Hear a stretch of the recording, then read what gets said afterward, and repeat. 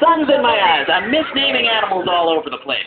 Well, as you can see, it's very important that researchers keep their eyes open all the time. The second dolphin, who I should have identified there, was Hannah.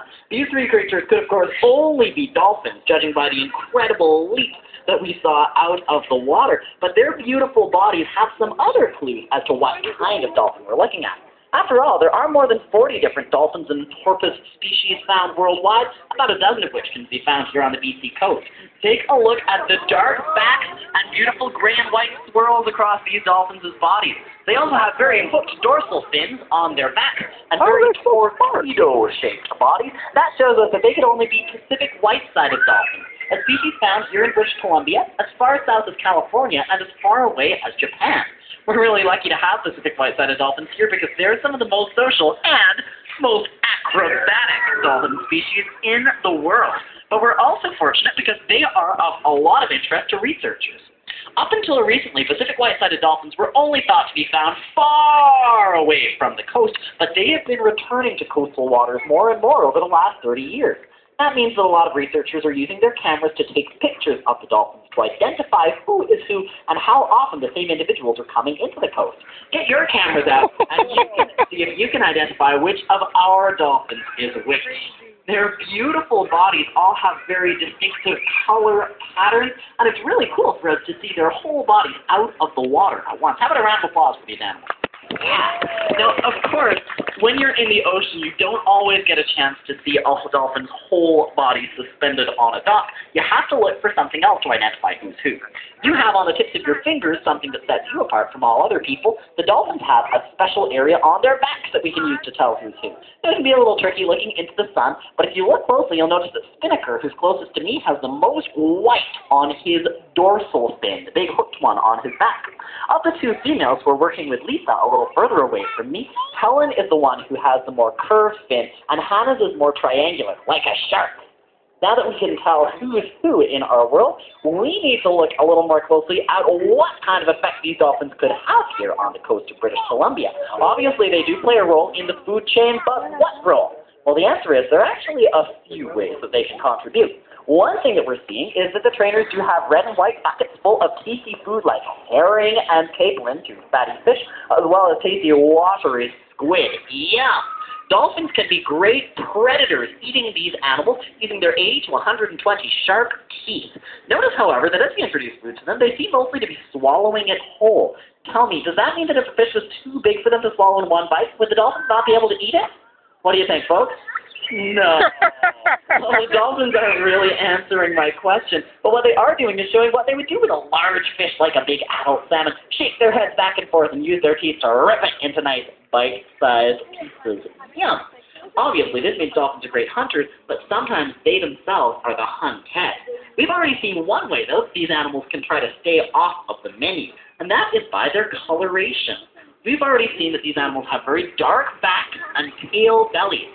Imagine if you were an animal swimming over top of a Pacific white-sided dolphin. You'd be able to see that dark back blend in with the ocean bottom really easily.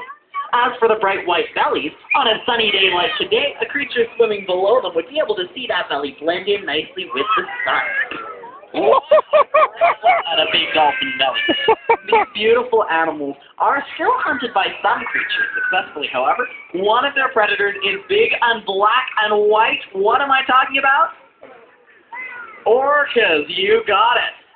Orcas, or killer whales, are actually a kind of dolphin themselves, but Pacific white-sided dolphins can still be on the menu. One way the Pacific white-sided dolphins can get away from orcas is by using their powerful tails, as we're seeing now with Spinnaker. This speed swimming can occur so quickly that he can actually move as fast as you can drive here in Stanley Park. Of course, wow!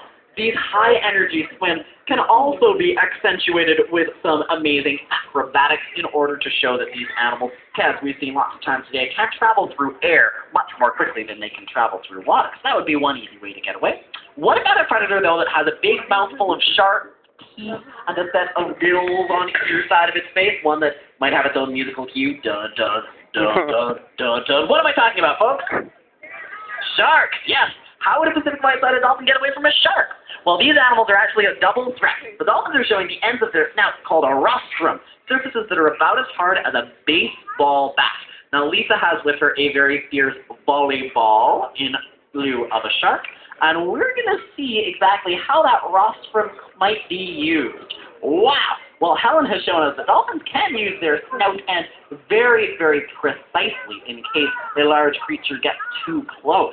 Pacific white-sided dolphins are also a double threat. We've had lots of great use of their beautiful tails. You can now see that they can use them to deliver a serious swipe to a shark using either end of their body. Of course, it's not sharks or orcas that are the biggest threat to Pacific white-sided dolphins. It's people. And I'm afraid that these three dolphins know firsthand how dangerous our kind can be to them. All three of our dolphins were found accidentally entangled in fishing nets off of the coast of Japan. And if you look carefully, you can see some scarring on their bodies as a result of their injuries. Fortunately for these three, they were all able to be rescued and nursed back to health. Although because of their injuries and the time that they've spent with people, they will not be returning to the ocean. Animals like Helen, Hannah, and Spinnaker are able to help us to better understand how we can protect these beautiful creatures. You can all do your part to make sure the ocean is a safe place for Pacific white-sided dolphins by never leaving garbage behind on the beaches, and by supporting environmentally sustainable seafood through our Ocean-Wise program, for which I've got lots more information after the show. You can make sure that the way your food is caught will not be having an impact on the lives of creatures like these in the ocean. I'm certainly glad that all of you could be here to join us and learn a little bit more, because Helen, Hannah, and Spinnaker have all done an awesome job of showing off their skills of Pacific white-sided dolphins for us. So let's give them another big round of applause. Here come Helen and Hannah. Wow. Now they're back. And not to be outdone, our male Pacific white-sided